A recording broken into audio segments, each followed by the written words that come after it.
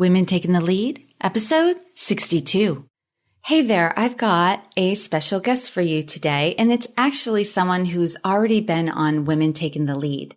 You can find Marni Battista's original interview back in episode 2, where she answered all of the questions you've come to know and love.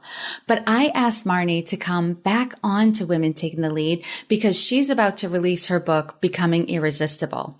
Now, if you remember Marni, you know that she's a dating and relationship coach. So her book has that focus, but what she talks about in the book is universal. You know, it goes across every area of our life. It's about coming into our own, creating a presence so that we're seen, we're heard, and people value what we have to say. And isn't that what we're looking for in leadership? So I reached out to Marni knowing her book was about to be released and asked her to come on and talk to us a little bit about it. And she's going to share some things that are going to be helpful for you in every area of your life. So without further ado, hello, my name is Jodi Flynn and welcome to Women Taking the Lead, where we are all about creating blasts of inspiration to help you overcome self-doubt so you can lead with confidence, integrity, and a sense of humor. Head over to womentakingthelead.com to get the solutions to your top 5 leadership challenges.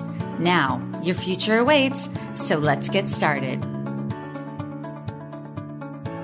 Hello, everyone, and thank you for joining us here today. I have someone with us who you are going to be familiar with. She was one of the episodes that launched on launch day, capital L launch day. Marni Battista is the founder of Dating with Dignity, and with more than 25 years of personal relationship and dating experience, Marni has dated, was married for 17 years, divorced, and then successfully dated again and married in the 21st century. I love that.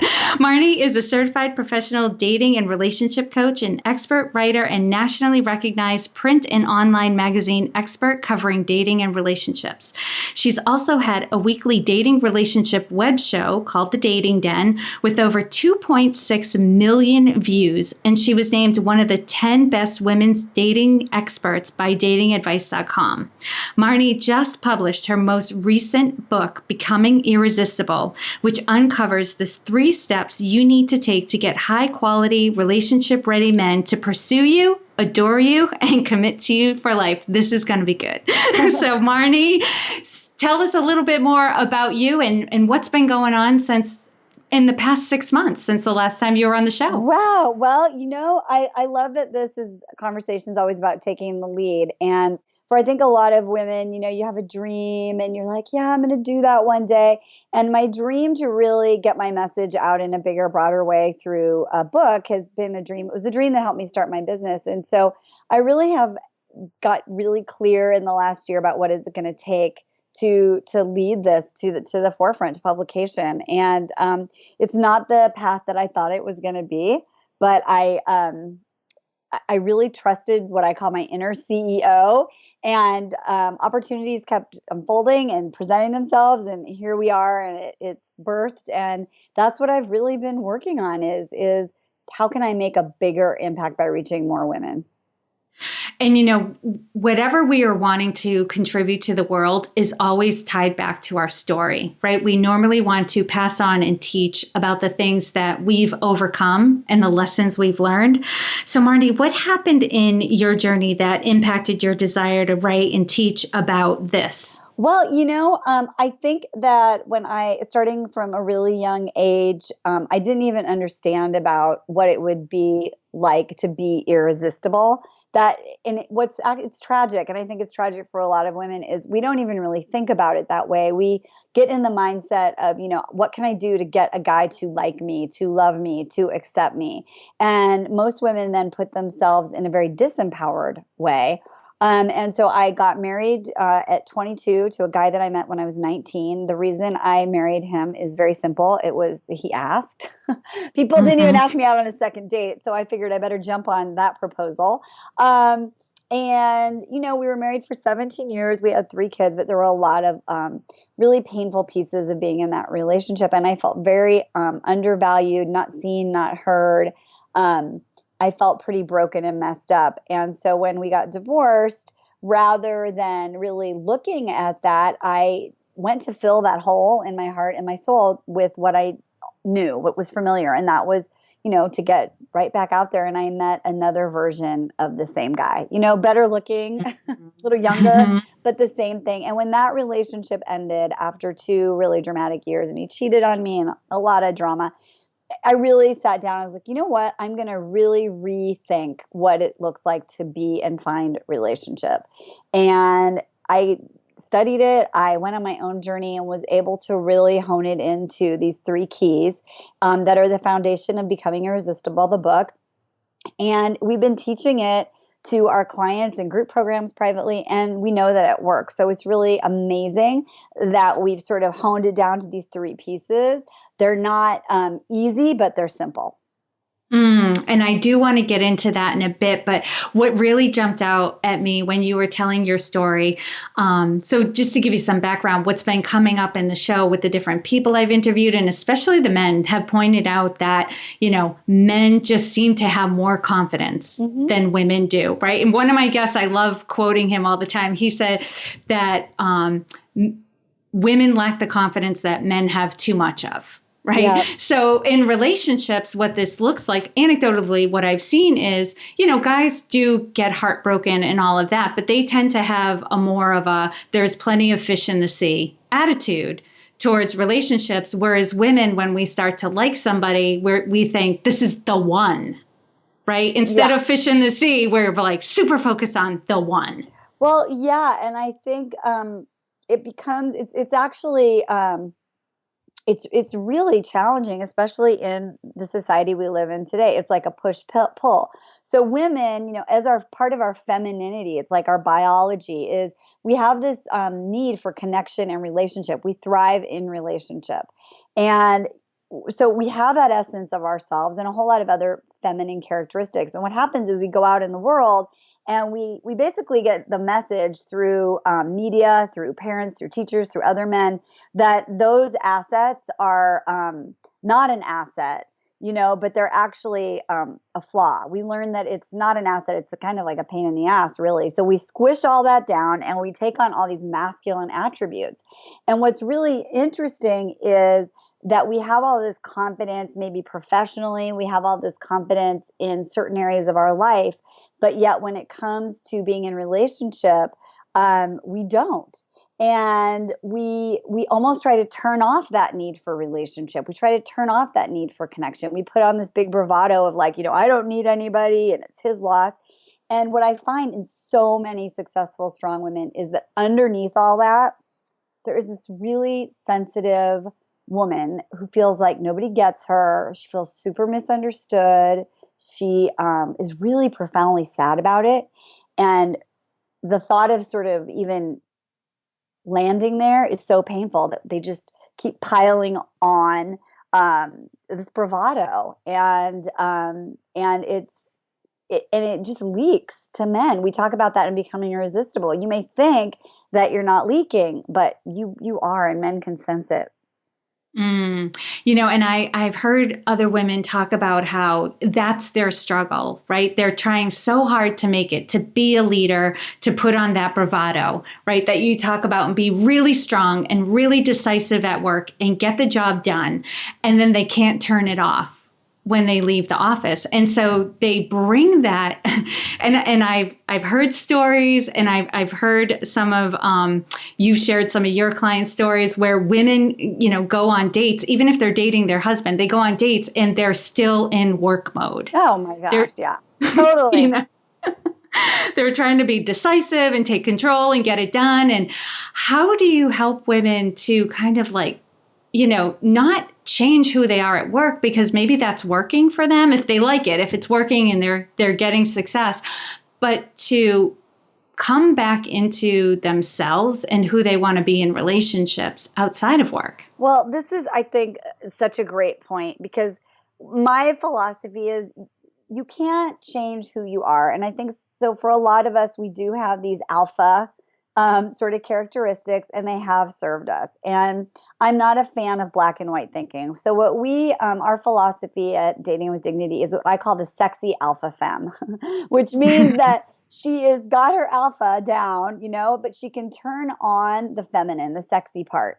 And it's not just sexy sexuality, it's sensual, it's softness, it's vulnerability, it's just slowing the pace down. It's allowing to receive, it's inviting help and guidance into our life.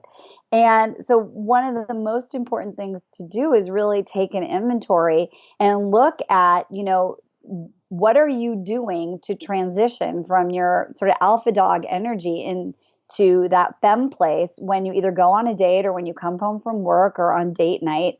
Are you actually creating that transitional space for yourself? And the first step would just be acknowledge that that's something that I want to do.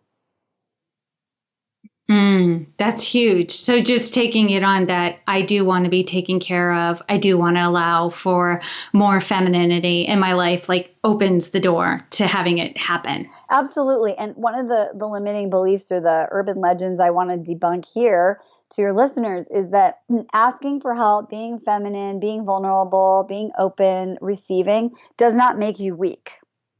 I think so many women are like, well, if I do that, then I'm going to get walked all over, or, like I need to protect myself.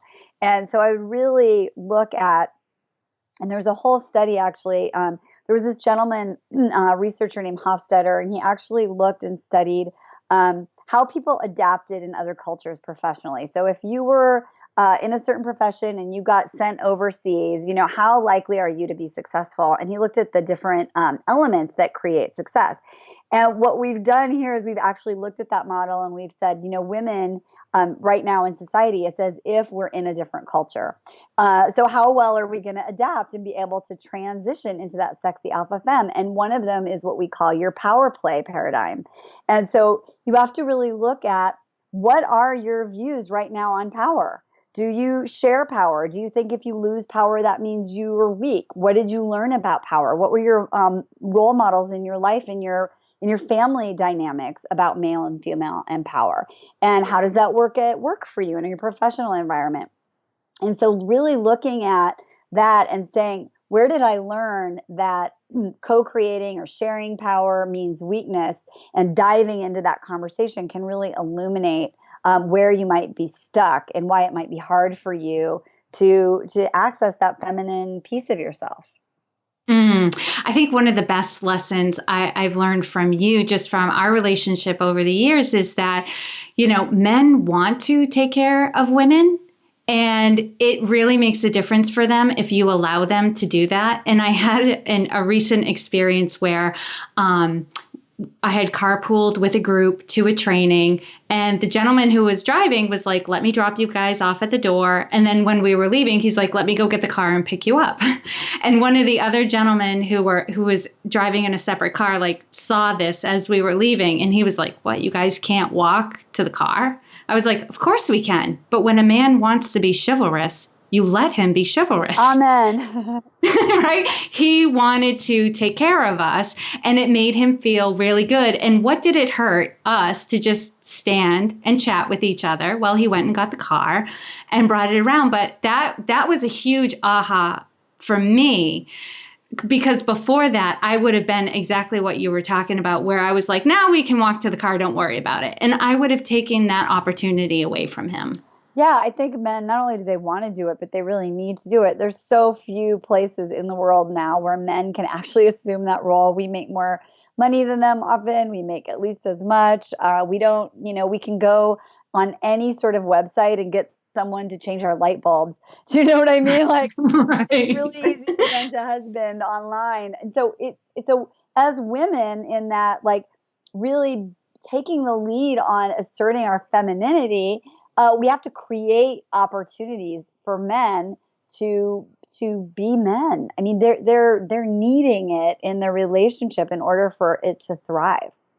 And I think you make a really great point because I've talked about this before. When I was starting my podcast, I was at a dinner party and sharing with friends, like kind of the philosophy behind it and the intention. And one of my male friends, he's a really great guy, but he just says it like it is. He said, "Well, what about the guys?" And I was like, "What are you talking about? What do you mean?" And he talked about how there can be just as much pressure in society for guys to conform to a certain way as there is for women. And we were talking about examples. I talked about the expectation that women are making coffee, in the office. He's like, well, then, who's shoveling the sidewalk when it snows? Right, exactly.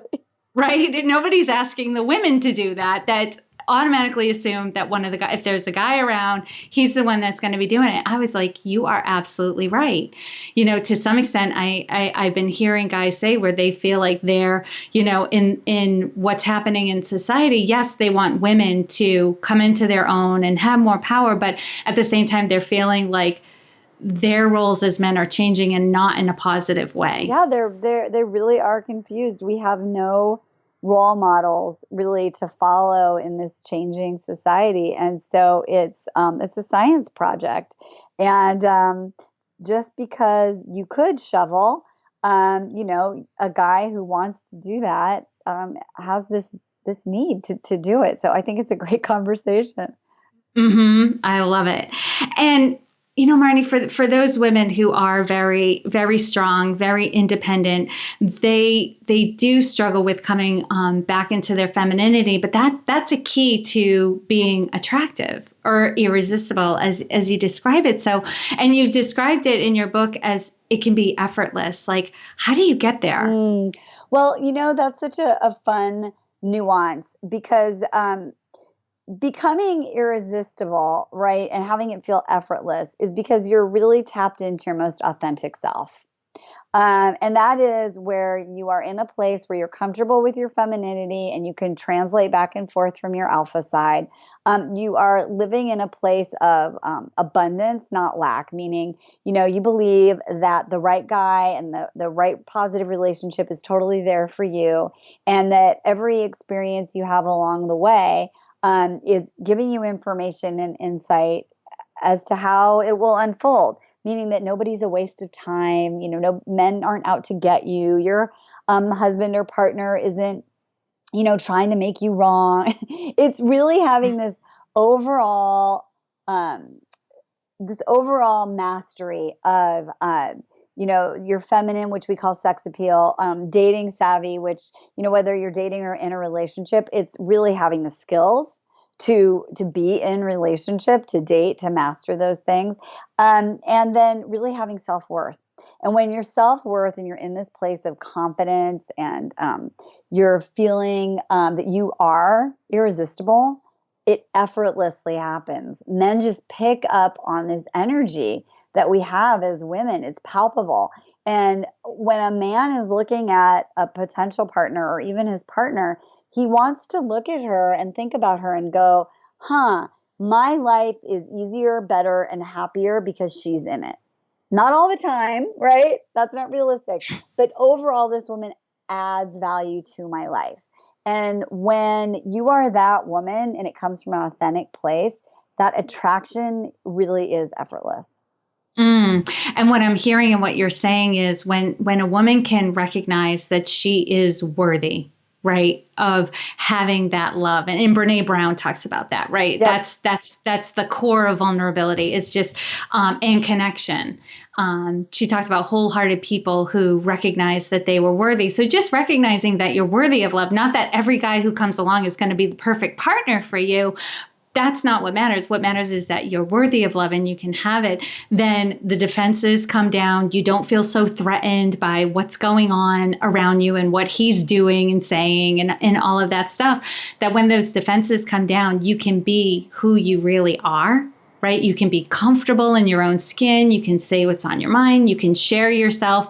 And it's that confidence that comes from feeling worthy and sharing yourself that makes you so attractive. Absolutely. Absolutely. And I think I love that you brought up Brene Brown because, she has this really poignant piece around vulnerability, and vulnerability is very feminine, and yet actually it's our most powerful moments when we're vulnerable, because we really truly believe, down to the core, that I'm going to be who I am and I'm going to share, and it feels scary, but I know that I'm lovable. I'm worthy of love. Like, I'm amazing. I'm bombdiddybomb.com, and I'm going to just be real. And that is truly powerful. And I think so many women think vulnerability is weakness, whereas actually it's the opposite. That's what's really attractive. A vulnerable, open woman who's confident is really literally irresistible. It's like a magnet for the right guy. And Marni, you've had this in your history. Many, many women have. I know I have myself, but that experience of when you've been cheated on. Yeah. Right. Right. And all the defenses come up, like, and, for moments, hours, weeks, months, years, you start to feel like, I can't trust. And now, how do you help someone get at that? Because that I've noticed for a lot of women who've been cheated on, like, that's what keeps the defenses up, the walls up, so that they awkwardly interact with people in relationships. Well, first of all, if it happens, it's devastating. There's no magic pill or magic button one can push to sort of, suddenly have trust. But one of the steps that's in our system is around forgiveness.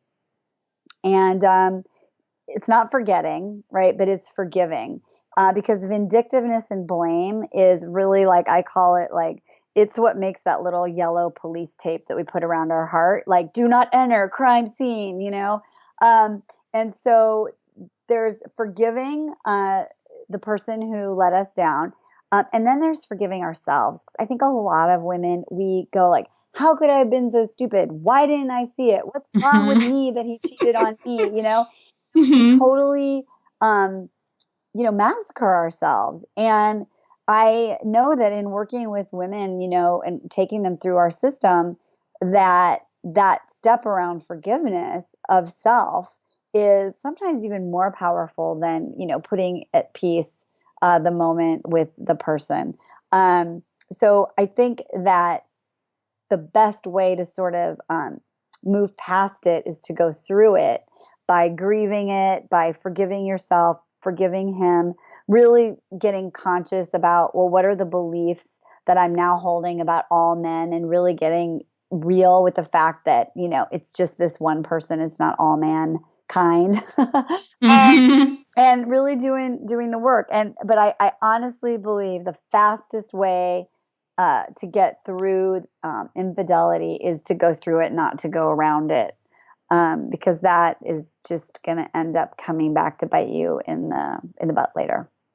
Yeah, and you bring up two huge points right at the end there when you were saying don't punish the next one, right, for what the other one did. That's so important. I think that's where people tend to make so many mistakes in relationships, is they beat the crap out of the person they're with because they're still angry at the person before.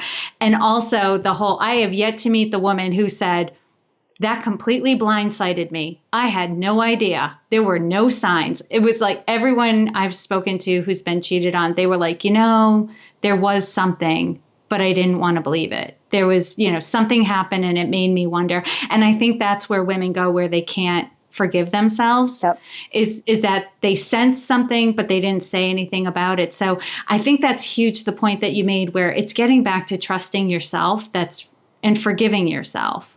Yeah. That's so important. It is, because if you look about, so you want to get over it so that you can find another relationship long term, right? Well, if you don't forgive yourself, if you don't think you're lovable, it's really, really hard, kind of impossible, to allow someone else to love us. All right, Marni. Now you talk about there being 3 keys to becoming irresistible, right? Yeah. These are the strategies that you teach your client. And how do you integrate? What are these 3 keys and how do you integrate them? Well, they're really the 3 pillars, I would say, to becoming irresistible. And it's like a 3-legged bar stool. You can't really create the relationship that you want if you only have 2, because it'll tip over. Yeah. And I think for a lot of women, we're really good at one, but we're not good at some of the others. And so I really, the invitation is to look at, an honest assessment, not overly harsh, or overly kind about where you are. And so one of them is, we talked about self-worth. And that is very different from self-esteem. There's a great researcher, her name's Kristen Neff, and she does a lot of work on a lot of studies on the difference between self-esteem and self-worth. And, self-esteem is conditional, right? So we learn as little girls, like, oh, I get an A, I'm a good student, I'm a good person, I'm lovable, right? Or we get a promotion. And so our self-esteem becomes dependent on the result that we get.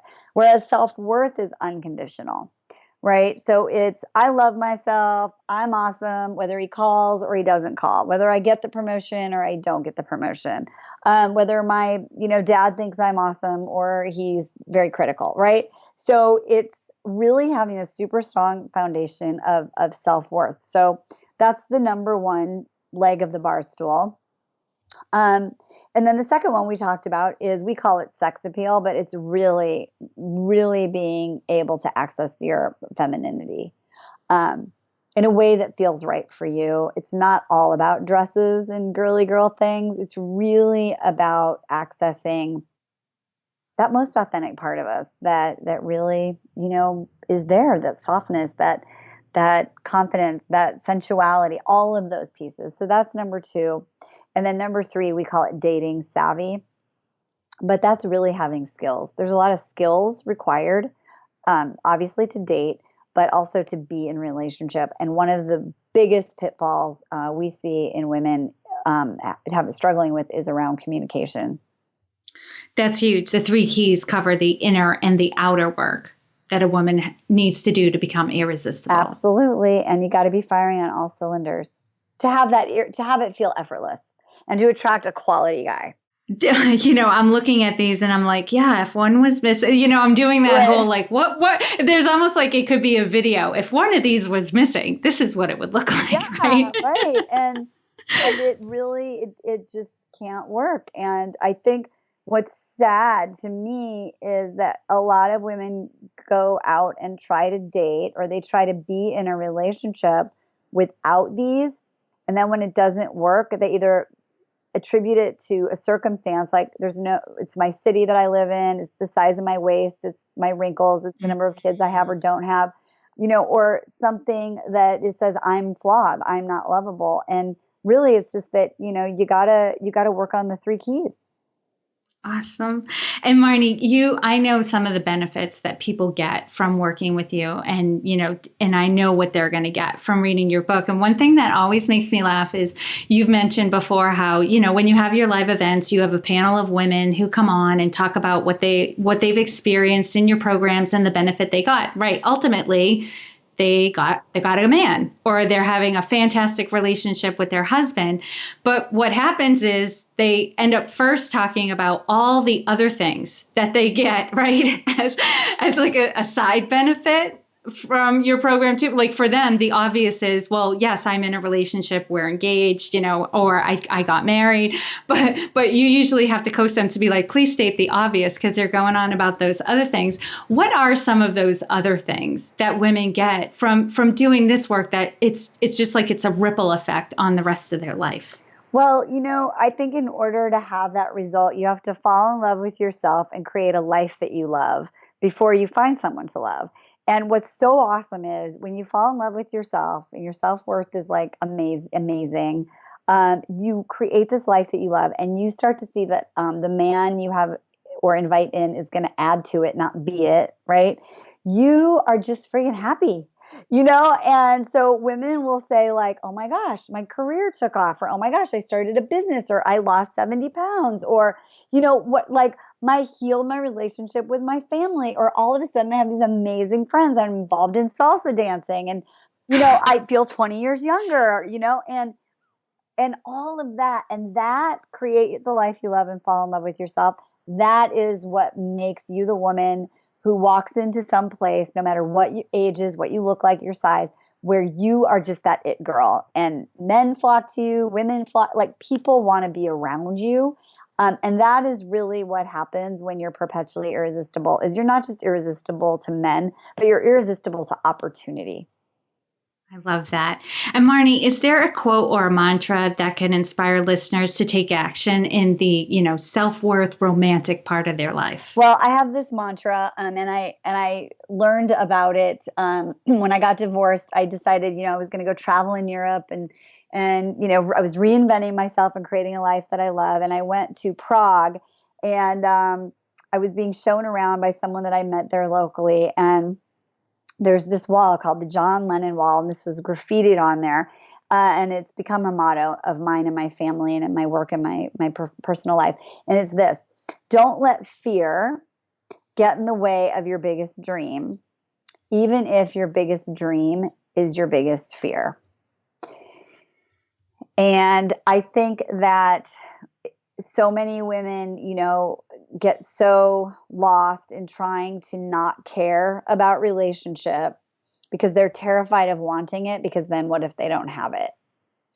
And so the invitation is to put that fear, in a place where you can manage it, you can walk through it, you can wrestle with it and come out on the other end, because on the other side of it is a life beyond your wildest dreams. Oh, I love that. And Marni, what is the best way for everyone to connect with you? They can go to datingwithdignity.com. Awesome. And for those who are listening, you can find all the links and resources shared in our conversation at womentakingthelead.com, or you can use the short link, which is womentl.com. Marni's latest episode will be there, but also will be the first episode that she came on. It was episode 2. It was released in March. You can find that episode where she shares her playing small moments, her wake-up calls, the book she would recommend, her leadership practices. All of the normal stuff will be in that episode to go along with this juicy episode about becoming irresistible. And Marni, thank you so much for taking the time to inspire and enlighten us. We are all better for having met you. Thanks, Jodi. Thank you for joining me on Women Taking the Lead. Were you inspired to take some action today, but maybe don't know where to start? Or maybe you have so many great ideas you can't decide where to focus your attention. Don't let stress or overwhelm stop you from having the career, the business, or the life you want to live. Head over to womentakingthelead.com/coaching or use the short link womentl.com/coaching to sign up for a consultation with me. And to strengthen you on your leadership journey, I'd like to send you off with a quote from Marianne Williamson, so here goes. Our deepest fear is not that we are inadequate. Our deepest fear is that we are powerful beyond measure. It is our light, not our darkness, that most frightens us. We ask ourselves, who am I to be brilliant, gorgeous, talented, fabulous? Actually, who are you not to be? You are a child of God. Your playing small does not serve the world. There is nothing enlightened about shrinking so that other people won't feel insecure around you. We are all meant to shine as children do. We were born to make manifest the glory of God that is within us. It's not just in some of us, it's in everyone. And as we let our own light shine, we unconsciously give other people permission to do the same. As we are liberated from our own fear, our presence automatically liberates others. Again, thank you for joining me, and here's to your success.